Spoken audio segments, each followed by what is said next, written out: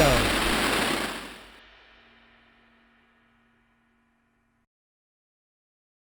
What's up, guys? Welcome to another edition of our Dynasty Spotlight series. And we got Mac Jones coming for you next. As you know, we've already done one show on him. Actually, was Mac Jones the one who slipped through the cracks? Did we ever get him? Yeah, we did. Okay. We did. Just kidding. I made sure. Yeah, we did get a Mac Jones show in. There was some talk that we could have missed him, but we did not. So this is his update show. Yes. We know that he landed pick 15 to the Patriots, which one of the most commonly linked teams, Yeah. prospect destination landing spots, and they didn't even have to trade up for him.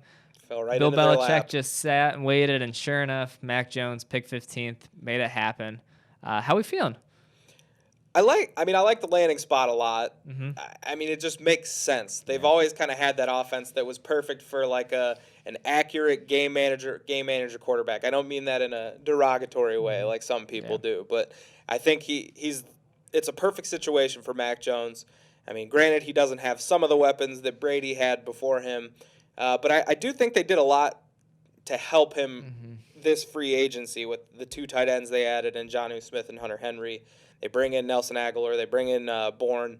And, they still have guys like N'Keal Harry and a whole slew of running backs, 40 of them. Yeah. So he's got weapons and a good offensive line and defense to boot, as well as the greatest football coach we've seen. So it's a great situation for Mac Jones. I don't know if he starts.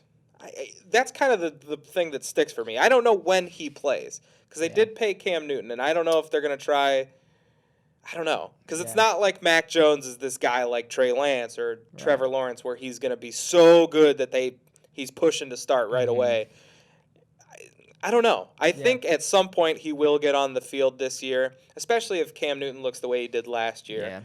Yeah. And if he does, I think he immediately slots himself into just kind of that middle tier. I feel like I always throw Kirk Cousins out there, but I feel like he instantly is up around that region, kind of that late teens, early 20s fantasy quarterback number.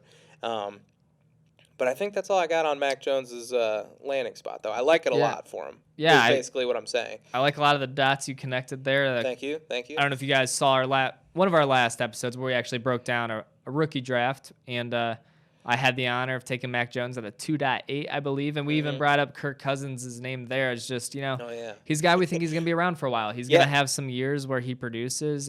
Is he ever going to be a top 6 quarterback on the year? Probably not. But there's just value in having a guy who's viewed as a franchise quarterback for the team he's on. He's not going to get benched and or replaced. So he's a safe pick, I think, and so for that reason, I think mid-second round is a good spot for him. Yeah, but obviously, I think out of the first-round quarterbacks, he's my least favorite of the bunch. So if if a guy like Zach Wilson, Justin Fields, Trey Lance, falls to the mid-second, obviously you jump on them first. But assuming they're gone, I think Mac Jones mid to late second is a good rookie investment. Yeah, and I wouldn't be surprised if he slid into the third too. But I think that's a good landing spot for him, and I wouldn't be surprised if a guy like Davis Mills overtook him too, just because of the early opportunity for him to start with everything that's going on in Houston. So. But either way, I like the spot, and that brings me to my next question, Al. Where are we drafting Mac Jones in a fresh Dynasty startup?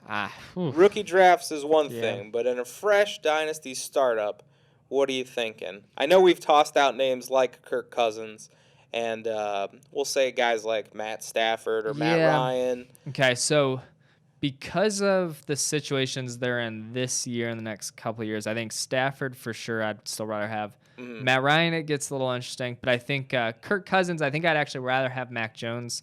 The Vikings went out and they drafted Kellen Mond, who we'll hit on in a later show.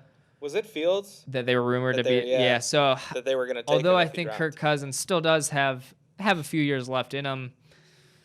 Could be a little uncertainty. Maybe he won't be in Minnesota forever. But so I think I'd rather have Mac Jones than Kirk Cousins in Dynasty. Matt Ryan, it's interesting, but with the weapons in place right now, I think Matt Ryan could have a really nice year. But obviously, long term, Mac Jones can be around a heck of a lot longer. Right. So it's hard, but Stafford, I feel good about still having ahead. Yeah, I would agree with that too. And I will say I think I take Mac Jones over Matt Ryan as well. as like Kirk Cousins and guys like that. And I think he's kind of just right below. I know we've talked about the other rookies in this draft and some rookies from last year as well. I think he's just kind of right below that tier, just a tier below that whole group of guys. Yeah. And the good thing for him, though, is that I feel like if you're the Patriots in terms of going forward, there's only a few spots they really need. They hit defense real hard. Mm-hmm. They hit tight end hard, obviously. I think they'll add some more weapons for him as they go to, and that'll be obviously good for him.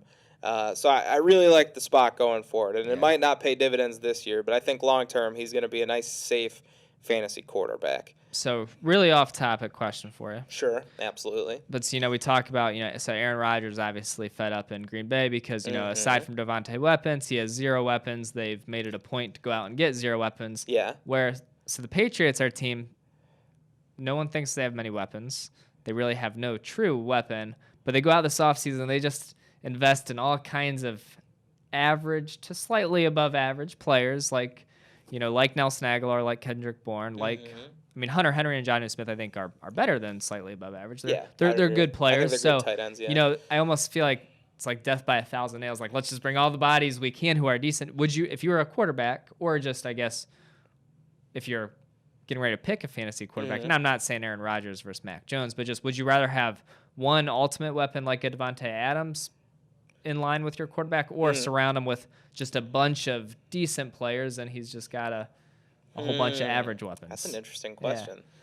Yeah. I don't know. I feel like if you look at the it kind of goes hand in hand, so it's hard to say, like what comes first, the chicken or the egg. Yeah. But I feel like the elite quarterbacks typically have an elite receiver with them with fantasy. Sometimes it's not the case, but I mean, you think like Mahomes, Kyler Murray, Russell Wilson, all these guys, they have legit number 1 stud receivers. Aaron Rodgers as well, obviously, but then there's a guy like a Lamar Jackson who's been able to kind of work his way up into the top 5 among quarterbacks without having that kind of talent. So I guess it depends.